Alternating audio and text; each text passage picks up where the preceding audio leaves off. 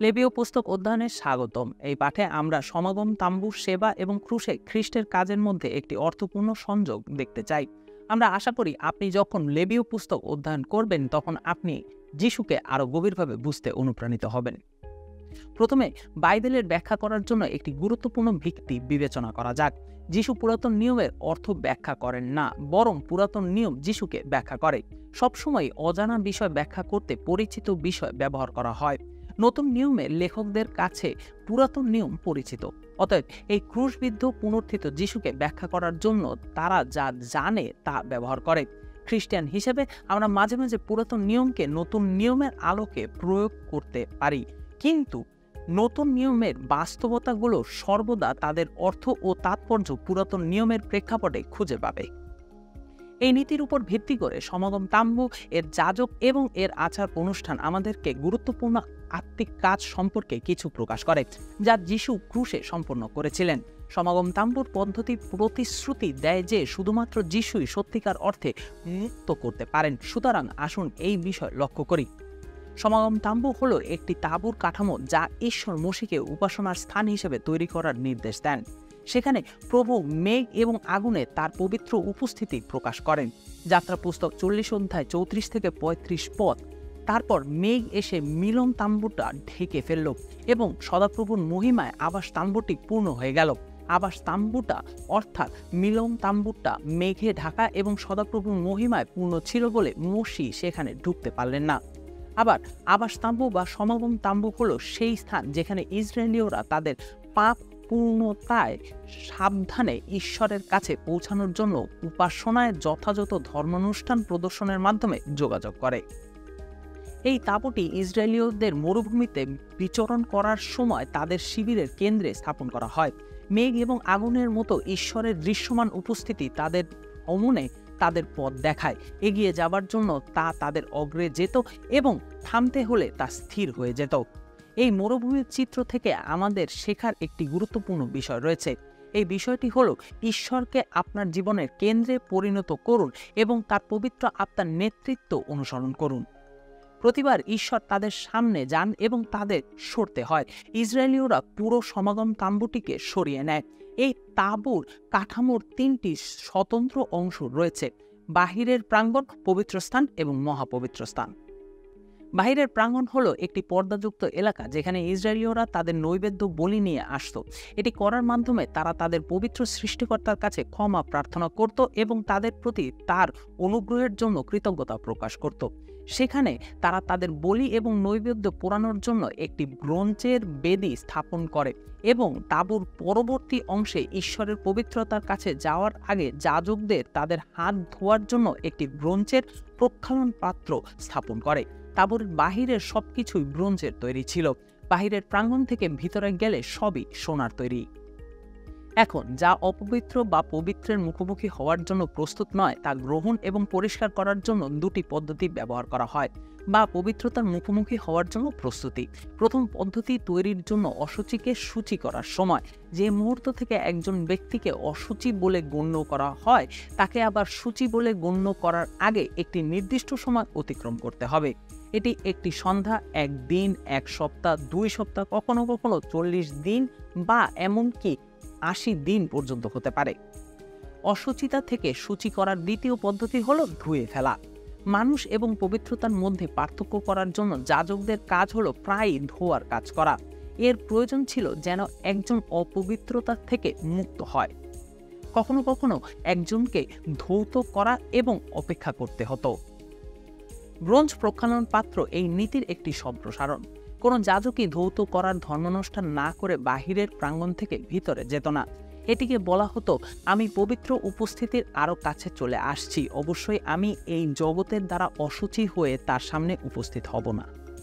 এখন এই বিষয়ে কল্পনা করুন, বাহিরের প্রাঙ্গণের পর্দার ভিতরে রয়েছে একটি বড় তাঁবু।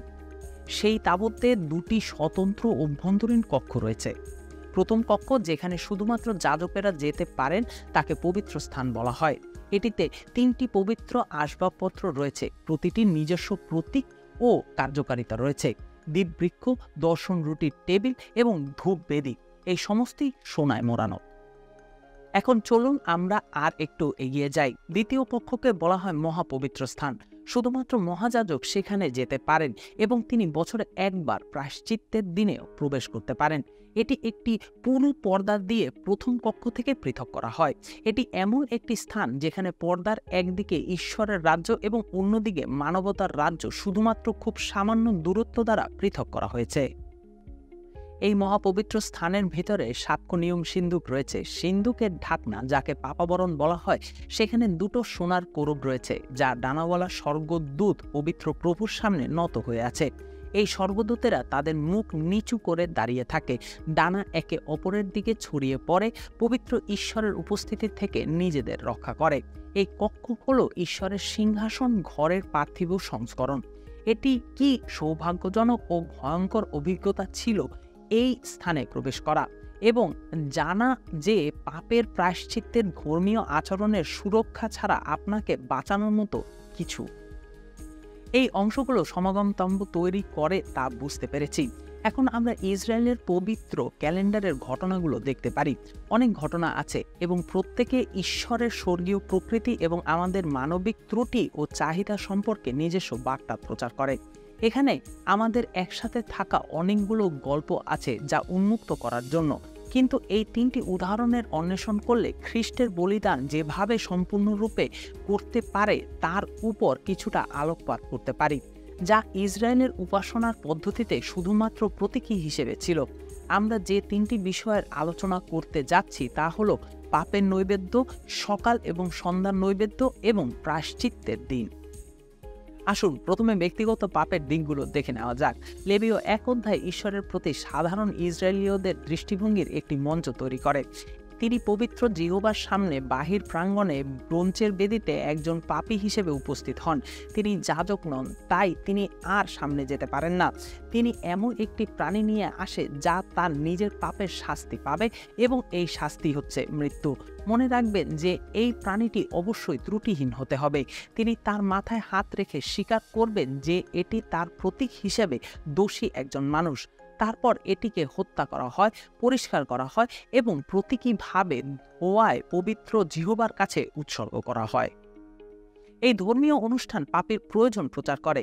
তাকে অবশ্যই ঐশ্বরিক ভালোবাসা এবং করুণার উপরে আস্থা রেখে আসতে হবে যে ঈশ্বর তার কথা শুনবেন এবং তাকে ক্ষমা করবেন। পাপী হিসেবে সে তার নিজের বলি হতে পারে না। তার পক্ষে মৃত্যুবরণ করার জন্য তার একজন নিখুঁত ব্যক্তির প্রয়োজন, যাকে ঈশ্বর তার জায়গায় গ্রহণ করবেন। তাই খ্রিস্টের ক্রুশ তাম্বুতে থাকা ব্রোঞ্জের বেদির মতো বিচার এবং করুণা উভয়ের স্থান। পাপীর মহান প্রত্যাশা, এই বেদির উপরে পাপীর প্রাপ্য শাস্তির পক্ষে একটি নিখুঁত বলিদান মারা যায়। দ্বিতীয় ঘটনা যা আমরা অন্বেষণ করব তাতে ইসরায়েলীয়দের সকাল ও সন্ধ্যার নৈবেদ্য অন্তর্ভুক্ত। ইসরায়েলীয়রা শুধুমাত্র একটি ধর্মীয় ক্যালেন্ডার বজায় রাখে না, তারা একটি ধর্মীয় অনুষ্ঠানের ঘড়িও বজায় রাখে। দিনকে 12 ঘন্টায় ভাগ করা হয়েছে। সকাল 6টা থেকে শুরু হয়, সন্ধ্যা 6টায় শেষ হয়। যাজকদের কাজের দিন শুরু হয় এবং শেষ হয় ধর্ম অনুষ্ঠানের সাথে, যা গুরুত্বপূর্ণ ধর্মতাত্ত্বিক সত্য প্রকাশ করে যা আমাদের কাছে আজও গুরুত্বপূর্ণ। এই রুটিনগুলো তৃতীয় ঘন্টা এবং নবম ঘন্টা উভয় সময়েই হয়েছিল। সেই সময় ব্রোঞ্জের বেদিতে সদাপ্রভুর উদ্দেশ্যে একটি বলি উৎসর্গ করা হতো এবং পবিত্র স্থানের ভিতরে প্রভুকে ধূপ দেওয়া হতো। আসুন কিছুটা কল্পনা করি যে কি করে এই যাজকরা তাদের দৈনন্দিন দায়িত্ব পালনের সময় শারীরিক এবং মানসিক প্রস্তুতি গ্রহণ করতেন। এখন পর্যন্ত আমরা সেই ব্রোঞ্জের বেদির ঘটনাগুলো বিবেচনা করছি, যেখানে পাপ আনুষ্ঠানিকভাবে স্বীকার করা হয় এবং অনুতাপ করা হয় এবং সেখানে অশুচি উপাসকের পক্ষে নিখুঁত প্রাণী নিবেদন করা হয়। এখন আসুন আমরা সেই দৃশ্যটির পিছনে ফেলে এবং যাজককে অনুসরণ করি যখন তিনি পবিত্র স্থানের দিকে অগ্রসর হচ্ছেন। প্রতিদিন 2 বার ধূপ জ্বালানোর জন্য তা করা হতো। সেখানে পৌঁছানোর জন্য তিনি সোনার দ্বীপবৃক্ষ এবং দর্শন রুটির টেবিলের মাঝখান দিয়ে যান। সম্ভবত ইচ্ছাকৃতভাবে তিনি হাঁটার সময় তাদের তাৎপর্য এবং অর্থের কথা চিন্তা করেন। সোনার বাতিদানের আকৃতি জলপাই গাছের মতো, যার ভিতরের তেল তার প্রদীপ জ্বালায়। দ্বীপবৃক্ষ নিজেই ইসরায়েলের প্রতিনিধিত্ব করে। এটি মোশির গল্প থেকে জ্বলন্ত ঝোপের মতো সত্য উপাসকের আশার প্রতীক। প্রত্যাশা এই যেন উপাসক ক্ষয়প্রাপ্ত না হয়ে ঈশ্বরের সান্নিধ্যে বাস করে, যিনি গ্রাসকারী পবিত্র আগুন। ঈশ্বর তাঁবুর বাইরে উৎসর্গ গ্রহণ করেছেন আর একটি চিত্র এটি। এই প্রদীপের আলো দর্শন রুটির টেবিলের উপরে জ্বলজ্বল করে, যেখানে 12টি খামিবিহীন রুটি রাখা হয়। রুটিগুলো ইসরায়েলের 12 বংশের প্রতিনিধিত্ব করে। আলো একটি অন্ধকার জগতে জ্বলজ্বল করা ঈশ্বরের আলো এবং মূর্খ জগতে ঐশ্বরিক জ্ঞানের বিজয়ের প্রতিনিধিত্ব করে। আবার যিশু এই প্রতীক দুটিকেই বাস্তব করে তোলেন। তিনি জগতের আলো, জীবনের রুটি এবং ঈশ্বরের জ্ঞান হিসেবে আসেন। পৌল কলসীয় 2:3 বলেছেন, খ্রিস্টের মধ্যে সব জ্ঞান ও বুদ্ধি লুকানো আছে। তিনি পুরাতন নিয়মের প্রতীকগুলোর গুপ্তধন প্রকাশ করেন। এই প্রতিটি বস্তুর বিষয়ে কিছু চিন্তা করার পরে যাজক এগিয়ে যান, ঘন পর্দার দিকে হাঁটেন, যা স্বর্গের প্রতিনিধিত্ব করে, ঐশ্বরিক রাজ্য এবং মানব রাজ্যের মধ্যে বিভাজন। সেখানে পর্দার কাছে তিনি ধূপের সোনার বেদি দেখতে পান। সকাল এবং সন্ধ্যায় ধূপের এই সুগন্ধির প্রতীকটি প্রভুর সামনে সাধুদের প্রার্থনার প্রতিনিধিত্ব করে। তাহলে এটি আশ্চর্যের কিছু নয় যে এগুলো প্রার্থনার পবিত্র সময় হয়ে ওঠে, যে সময় ইসরায়েলের সমস্ত লোকেরা কেবলমাত্র প্রতীকী নয় কিন্তু আক্ষরিকভাবে প্রার্থনা তুলে ধরে। এই সকাল এবং সন্ধ্যার ধর্মাচরণগুলো খ্রিস্টের কাজ সম্পর্কে সত্য প্রচার করার জন্য নতুন নিয়মে অনেকবার প্রদর্শিত হয়েছে। এই পবিত্র সময়গুলো ক্রুশে খ্রিস্টের মৃত্যুতে একটি ভূমিকা পালন করে। গভীর রাতে তাকে গ্রেপ্তার করা হয়, অন্ধকারে বিচারের মুখোমুখি করা হয়, ভোরবেলা পর্যন্ত নির্যাতিত হয় এবং খুব ভোরে গলগথার দিকে যাত্রা করা হয়। মার্ক 15:25 ঘোষণা করে, তৃতীয় ঘটিকার সময় তাকে ক্রুশে দেওয়া হয়। সারাদিন ধরে যিশু সেখানে চোরদের সাথে ঝুলে থাকেন, নিন্দামূলক বাক্য সহ্য করেন এবং তার চারপাশের লোকেরা মৃত্যুদণ্ডের সাক্ষ্য দেন। তিনি ঘন্টার পর ঘন্টা শ্বাস নিতে সংগ্রাম করেন এবং তিনি যাদের ভালোবাসতেন তাদের কয়েকজন তা প্রত্যক্ষ করছিল। তারপরে মার্ক 15:33-39 বলে, নবম ঘন্টায় যিশু মারা যান। এটি আমাদেরকে চূড়ান্ত ঘটনার দিকে নিয়ে যায়, প্রায়শ্চিত্তের দিন, যেদিন এই বিষয়গুলোর একটি বিশাল আকারে পুনরাবৃত্তি হবে। এই গুরুত্বপূর্ণ দিনের জন্য লেবীয় পুস্তকের নির্দেশাবলী একটি স্মরণীয় এবং একটি সতর্কবাণী দিয়ে শুরু হয়। লেবীয় পুস্তক 16:1-2 বলে, হারনের 2 ছেলে অন্যায়ভাবে সদাপ্রভুর সামনে উপস্থিত হয়ে মারা যাবার পর সদাপ্রভু মোশির সঙ্গে কথা বলেন। তিনি বলেন, তোমার ভাই হারুনকে বলো, সাক্ষ্য সিন্ধুকের উপরকার ঢাকনার সামনে যে পর্দা রয়েছে তার পিছনে সেই পবিত্র জায়গায় সে যেন তার খুশি মতো যখন তখন না যায়। তা করলে সে মারা যাবে, কারণ সেই ঢাকনার উপরে মেঘের মধ্যে আমি প্রকাশিত থাকি। আপনি দেখতে পারেন যে এটি কোনো স্বাভাবিক প্রতিশ্রুতির দিন নয়। এই দিনে মহাযাজক পুরো স্নান করতে হয়, কেবল তার হাত ধোয়া নয়।